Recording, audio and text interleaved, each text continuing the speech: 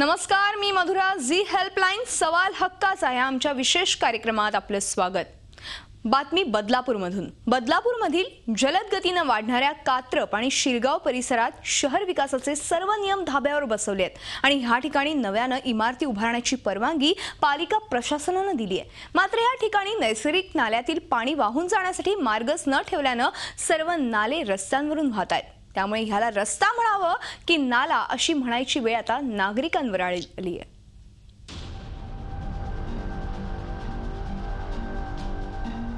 ही दृश्य कोणत्या नाल्याची नाहीत, तर ही दृश्य आहेत बदलापूर शिरगाव भागातल्या एका रस्त्याची. पावसाळ्यात या रस्त्याला असं नाल्याचं स्वरूप आलेलं असतं. या परिसरातील कल्पनिसर्ग आणि आर्यन कॉम्प्लेक्स या दोन मोठ्या गृहप्रकल्पांमधून जाणारा मुख्य रस्ता आता अरुंद झालाय.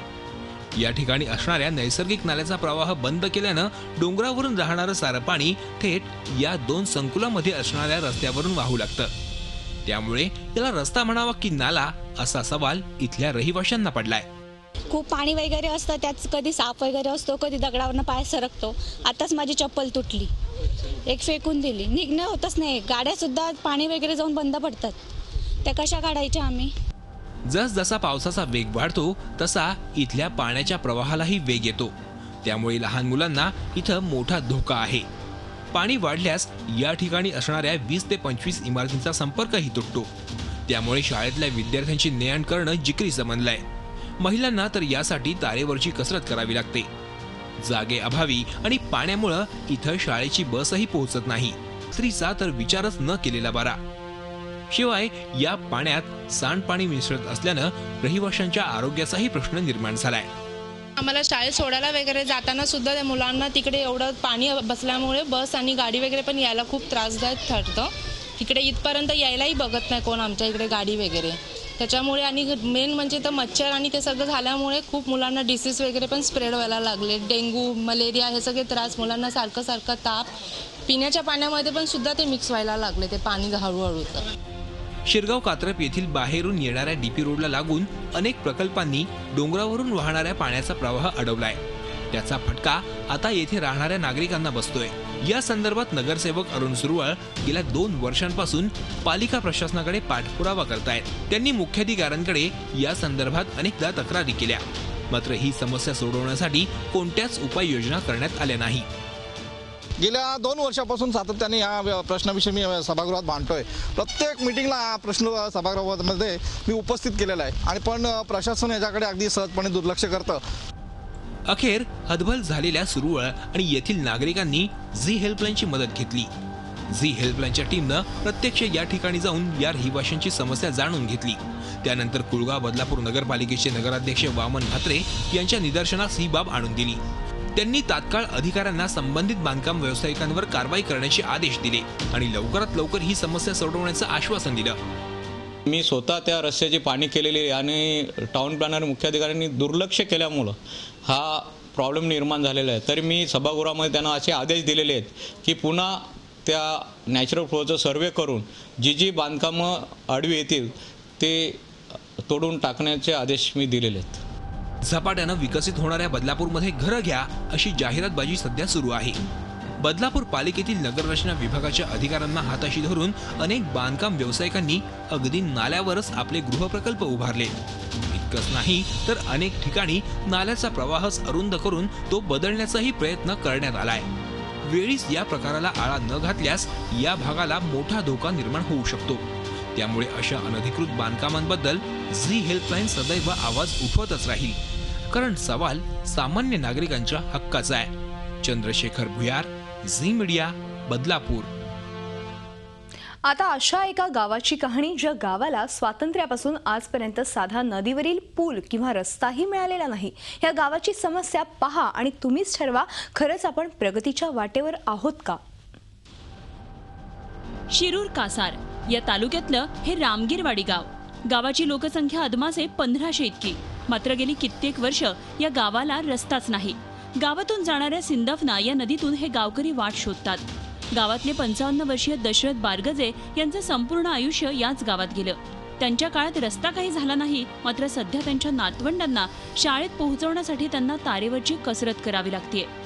शासनाकडून रस्त्यासाठी वेळोवेळी पाठपुरावा करून देखील काहीच पदरी पडत नसल्यानं आता मात्र ते हताश झालेत. फक्त आम्हाला येण्या जाण्यासाठी रस्ता द्या एवढीच मागणी ते मायबाप सरकारकडे करतायत. रस्त्याची अडचणी आम्हाला रस्ता म्हणजे मुख्य रस्ताच नाही आम्हाला. का की इकडून पाणी आल्यामुळे 2 तलाव जर भरले तर महिना आमचा नदी उसरत नाही. मग कुणी काय लक्ष देत नाही, ग्रामपंचायत लक्ष देत नाही, कोणी लक्ष देत नाही. आम्हाला जर दुखायला काय लागलं तर तिकून डोंगर आला, इकडून नदी आली, शेवटी माणसं कपडे काढून उचलून आणणार होते. शिक्षणापासून एकही मूल वंचित राहू नये म्हणून सरकार करोडो रुपये खर्च करते. मात्र या गावातील विद्यार्थ्यांना शाळेत जाण्यासाठी ही अशी नदीतून वाट काढावी लागते. पावसाचे 4 महिने तर त्यांची शाळा ही नदीच्या पाण्यावरच अवलंबून असते. नदीची पाणी पातळी वाढली की शाळेला सक्तीची सुट्टीच घ्यावी लागते. गावातील अनेक विद्यार्थ्यांनी तर या कारणामुळे शाळाच सोडून दिलीये. यामुळे या चिमुकल्यांचं मोठं शैक्षणिक नुकसान झालंय. असल्यामुळे पाण्यातून आम्हाला जावं यावं लागतं. कधी मोठा पूर आल्यामुळे आम्हाला जाताच येत नाही, शाळा बुडते. 8-15 दिवस तर जाताच येत नाही. नदीला पूर आल्या होतं मग तर 4-5 महिनेच जाता येत नाही. कशामुळे होते हे रस्त्यामुळे. रस्ता करून देणार सरकार. आम्ही आमच्या मोठ्या माणसांनी खूप प्रयत्न केले पण त्यांना देणारच कुणी तर काय करावा. असल्यामुळे शाळेत जाता येत नाही. रामगिरवाडी गावात 40-50 विद्यार्थी आहेत. इयत्ता 1ली ते 10वी पर्यंत गोमवाड्यात शाळा जातात. नदीला जर पूर आला तर जाता येत नाही. 2-3 दिवस जाताच येत नाही. गावात लोकप्रतिनिधी येतात ते केवळ निवडणुकांपुरती. गाव असून देखील या गावकऱ्यांना सरकारकडून रस्ता किंवा पूल बांधून देण्याचं शहाणपण त्यांना अजूनही सुचलेलं नाही. गेली 4 वर्ष या गावकऱ्यांनी दुष्काळात काढली. यंदा पाऊस चांगला झाला, नदीला चांगलं पाणी आलं. आता याचा आनंद व्यक्त करायचा की नदीमुळे रस्ता बंद झाल्याचं दुःख व्यक्त करायचं असा सवाल या गावकऱ्यांना पडलाय. अशात आजारी असलेल्या गावकऱ्यांना तर याचा सर्वात मोठा फटका बसतोय. आले तेच नाशिक लोक येणार मतदान करतात, विषय फायनल होतो. मतदान करू सगळे बोलतो आम्ही करू आणि मतदानचा विषय होऊन गेला परत कुणी विचारत नाही आम्हाला. परत कोणाचं आहे हे सुद्धा विचारत नाही.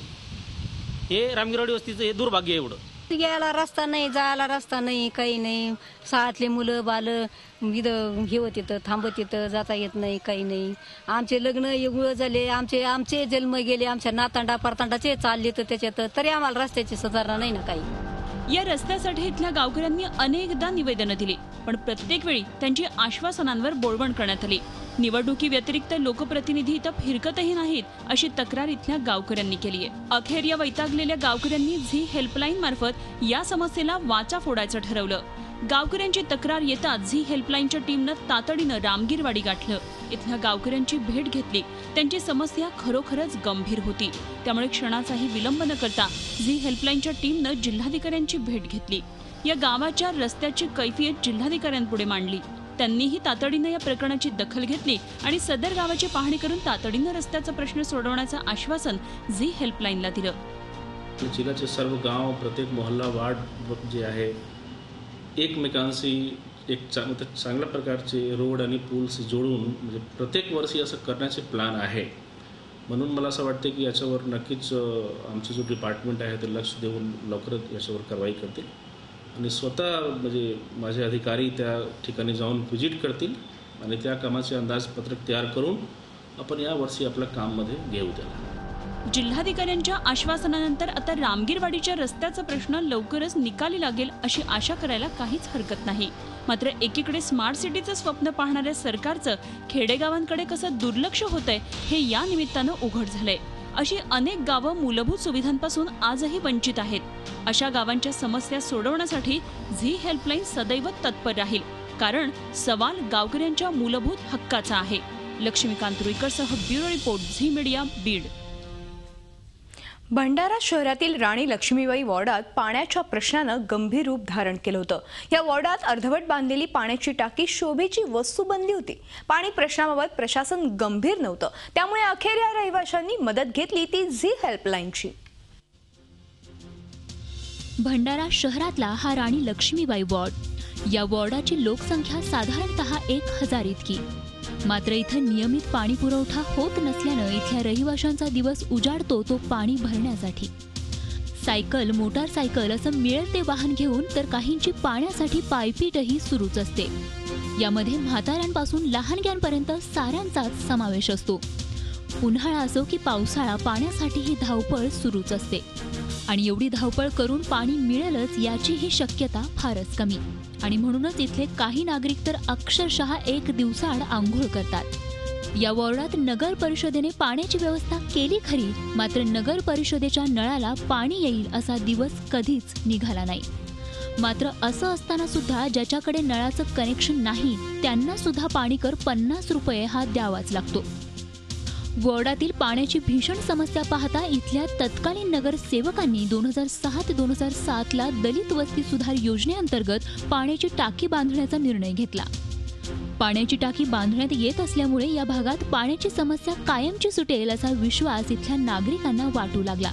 मात्र झालं ते भलतंच.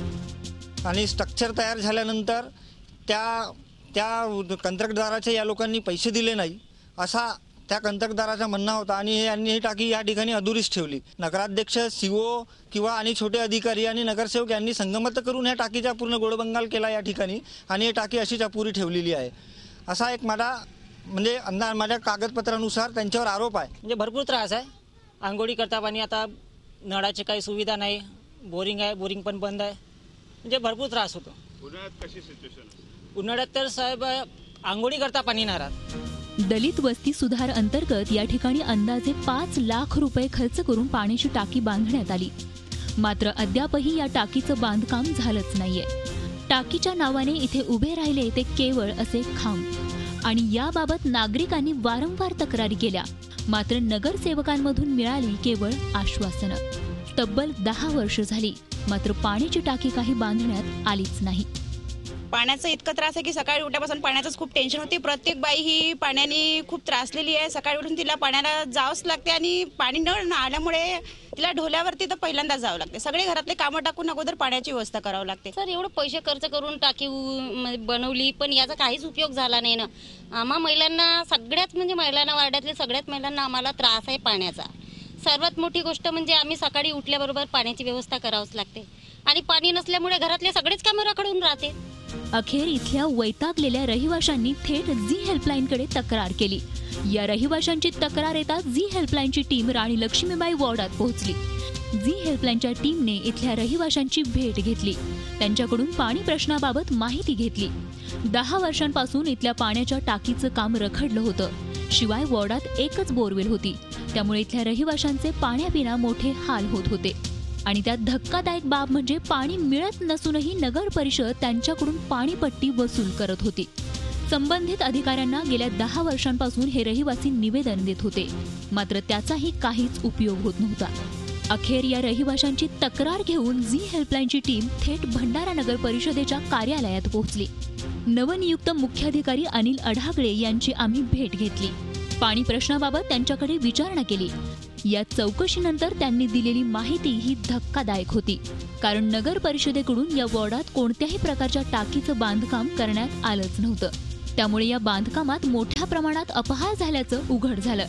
राणी लक्ष्मीबाई वॉर्डातील पाणी समस्या पाहता लवकरात लवकर यावर तोडगा काढू असं आश्वासन त्यांनी झी हेल्पलाईनला दिलं. मी या ठिकाणी संबंधित विभागामध्ये चौकशी केली असताना नगर परिषदेमार्फत अशा प्रकारचं कोणतंही बांधकाम करण्यात आलेलं नाही. नगर परिषदेनं त्या बाबतीमध्ये मी सगळं रेकॉर्ड तपासत असताना कुठल्या योजनेमधनं त्याच्यावरती काही खर्च झालेला नाही आहे असं लक्षात येते. परंतु त्या ठिकाणची पाण्याची अडचण लक्षात घेता त्यांना शक्य तितक्या लवकर नगर परिषदेच्या सभागृहापुढे हा विषय ठेवून त्यांची पाण्याची अडचण सोडण्याचा नगर परिषद प्रशासन नक्कीच प्रयत्न करेल. मुख्य अधिकारी यांनी आश्वासन दिल्यानं आता लवकरच राणी लक्ष्मीबाई वॉर्डातील पाण्याचा प्रश्न सुटणार अशी अपेक्षा करायला हरकत नाही. मात्र या वॉर्डातील पाणी प्रश्न सुटेपर्यंत झी हेल्पलाईन या प्रश्नाचा पाठपुरावा करतच राहणार आहे. शिवाय वॉर्डात अर्धवट बांधण्यात आलेल्या पाण्याच्या टाकीबाबत झालेल्या भ्रष्टाचारातील दोषींचीही पोलखोल करणार आहे, कारण सवाल इथं राहणाऱ्या नागरिकांच्या हक्काचा आहे. माधव चंदनकरसह bureau report, Zee media, Bhandara. Umarkhed वनविभागात रोपवन लागवड योजनेअंतर्गत मजुरांनी खड्डे खोदण्याचं काम केलं.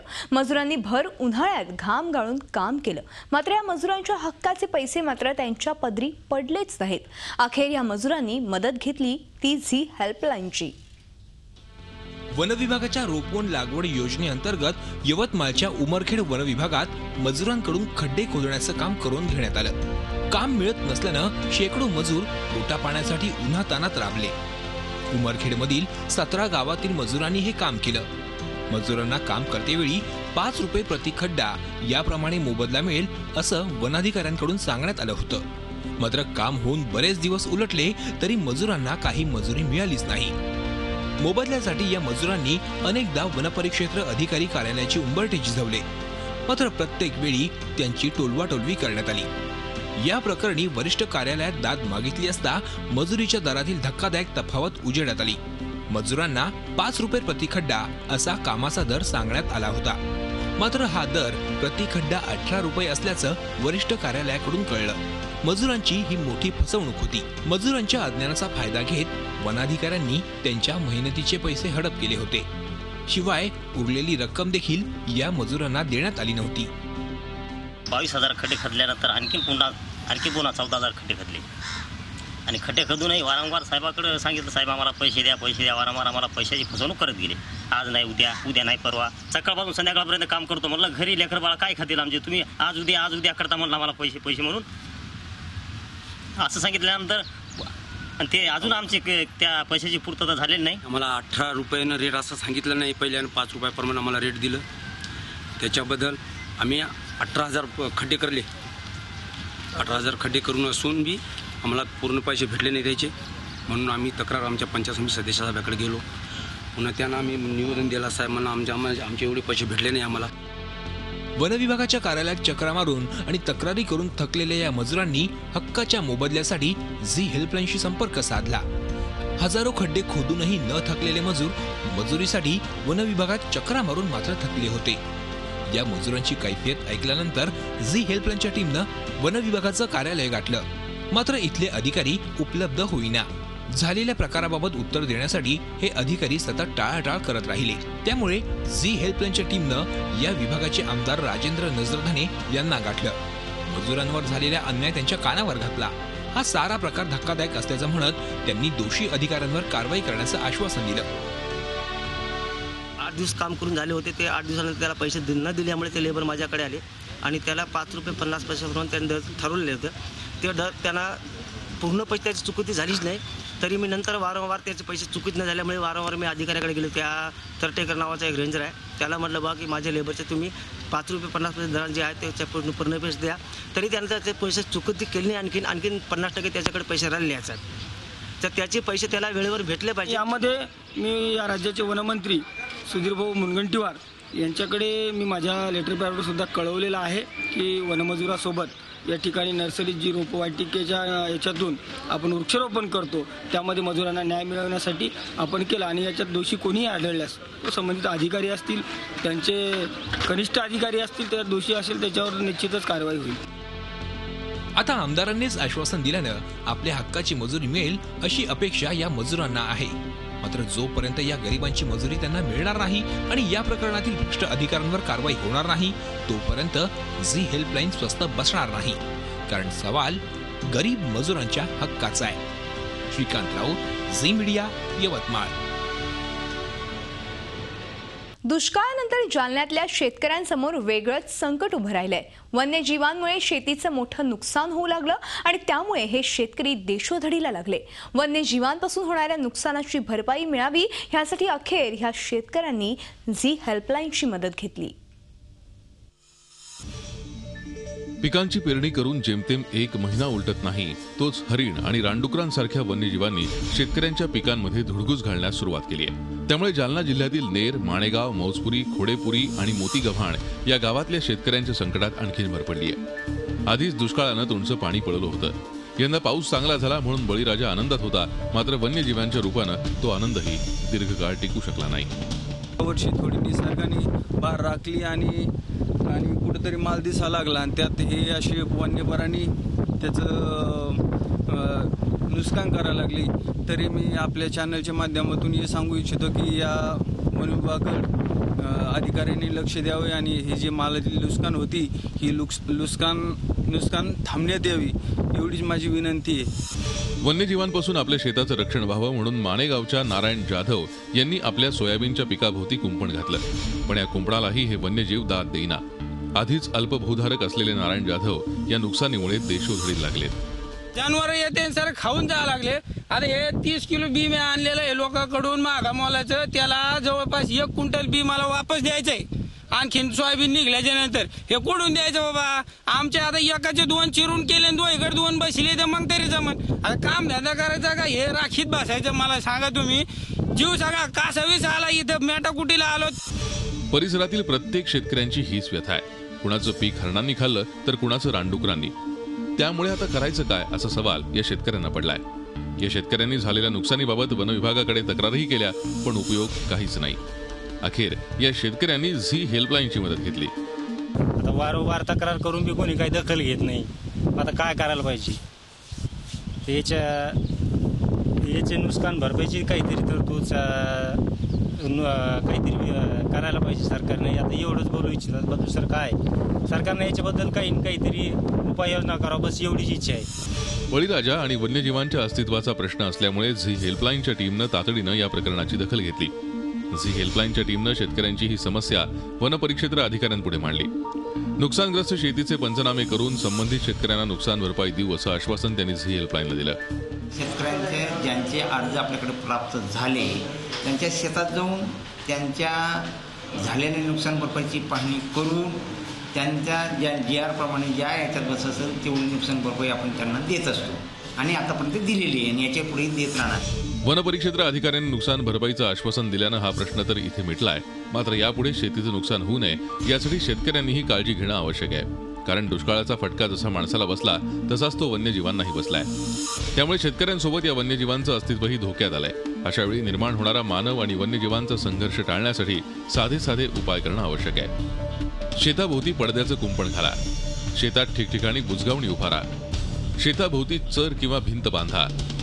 कमी कालावधीत होणारी पिकं घ्या. वन्यजीवांचा उपद्रव अधिक असणाऱ्या भागाजवळ जंगलात वन्यजीवांसाठी वनविभागाच्या सहकार्यानं चारा पिकाची लागवड करा, जेणेकरून वन्यजीव शेतात घुसणार नाही. आवाजाचे फटाके वापरून वन्यजीवांना दूर ठेवा.